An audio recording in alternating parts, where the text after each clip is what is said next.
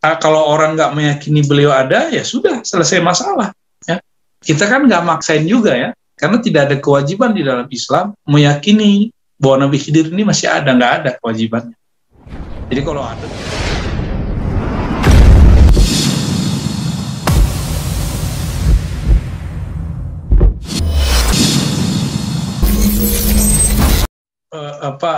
udah Donald pengen jadi muridnya kali ya.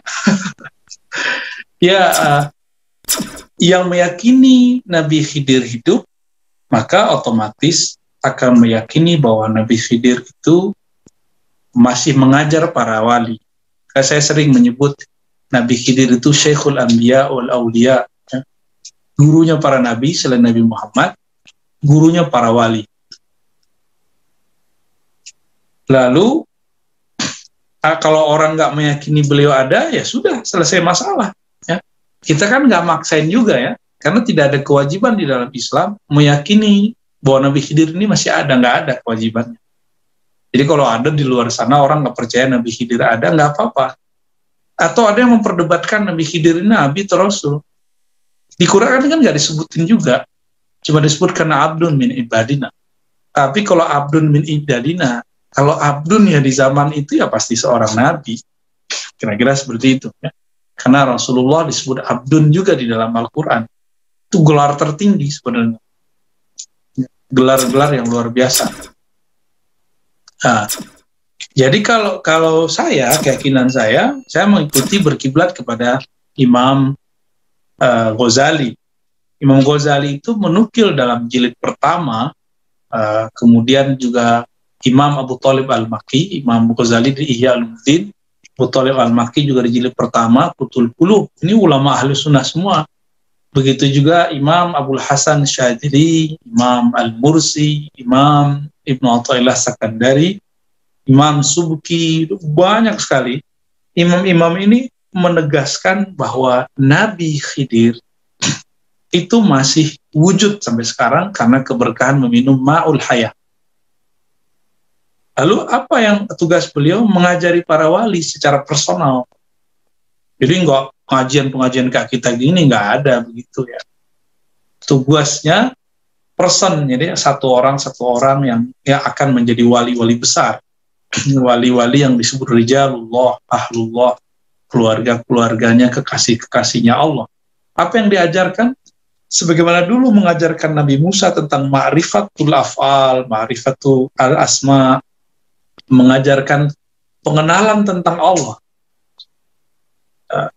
Maka sama Nabi Khidir nanti akan mengajarkan itu. Apakah kemudian ini menunjukkan syariat Nabi Muhammad sudah belum sempurna? Bukan, itu lain cerita. Kalau ada seorang guru mengajar, itu bukan berarti syariat Nabi kita itu belum sempurna. Sama kayak guru-guru biasa, kalau saya ngajar, bukan berarti syariat Nabi kita belum sempurna, lalu saya perlu mengajar, bukan. Ada hal-hal yang perlu saya jelaskan, ada hal-hal yang Ustadz Mullah Sadra yang menjelaskannya. Ini pembagian tugas saja, tugas beliau dalam ilmu ma'rifat. Oh Ustadz, kan ayatnya jelas, al-yawma akmaltu lakum dinakum. Hari ini aku sempurnakan. Betul, agama sudah sempurna. Tapi yang mengajarkan kesempurnaan itu berlanjut terus. Agama Islam ya begitu-gitu aja, nggak ada perubahannya. Lalu siapa yang jadi muridnya? Tentu yang pasti yang jadi muridnya orang-orang yang percaya wujud beliau ada, dan orang-orang yang mampu berkomunikasi secara rohani dengan beliau. Nah, Nabi Musa itu bisa berkomunikasi dengan beliau setelah melewati perjalanan yang panjang. Khodamnya beliau namanya kan Yusha ya. Itu diberi isyarat, ciri-ciri. Tar kamu pegang ikannya. Kalau ikannya hilang nanti kita balik situ. Ternyata dia lupa kalau ikannya hilang. Dia ingat hilangnya di mana. Ternyata nggak jauh dari situ Nabi Khidir ada.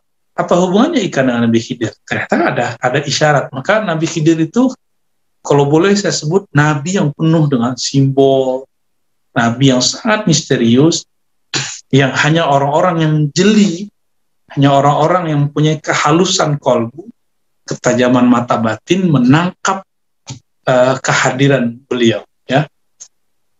Kira-kira begitu. Jadi siapa muridnya? Siapa saja yang percaya beliau ada dan mempunyai ketajaman qalbu, ya.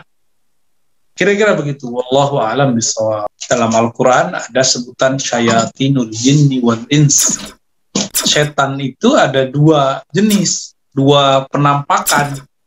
Satu penampakan dari kalangan jin, yang satu lagi penampakan dari kalangan ins, manusia. Tugasnya sama, yuwaswis, ya, memberi was-was terhadap dada manusia, ya.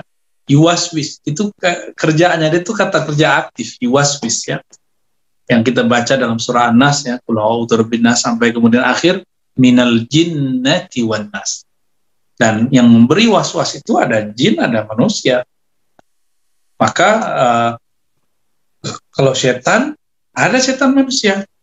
Bisa jadi dai itu dipinjam oleh setan lidahnya.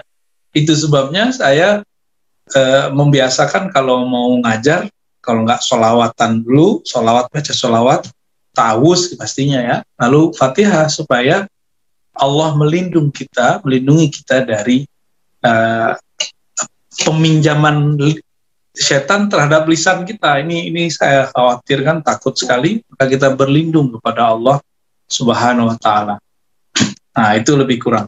Sedangkan jin yang murni, wa khalaqal janna mim marijim min nar, diciptakanlah banul jan, yang kita sebut jin, dari nyala api neraka, ya. Sedangkan iblis Azazil itu dari apinya.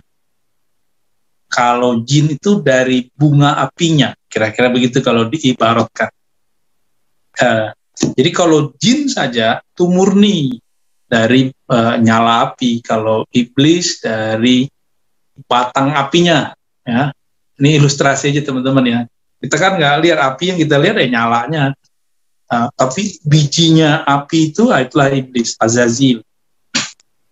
Atau sebelum iblis itu disebut dengan ya al-jan, kira-kira begitu, ya. Wallahu a'lam bishawab.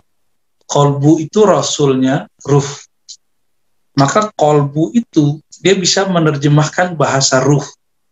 Ruh mengirimkan kabar, mengirimkan suatu pengetahuan, diterjemah oleh kolbu.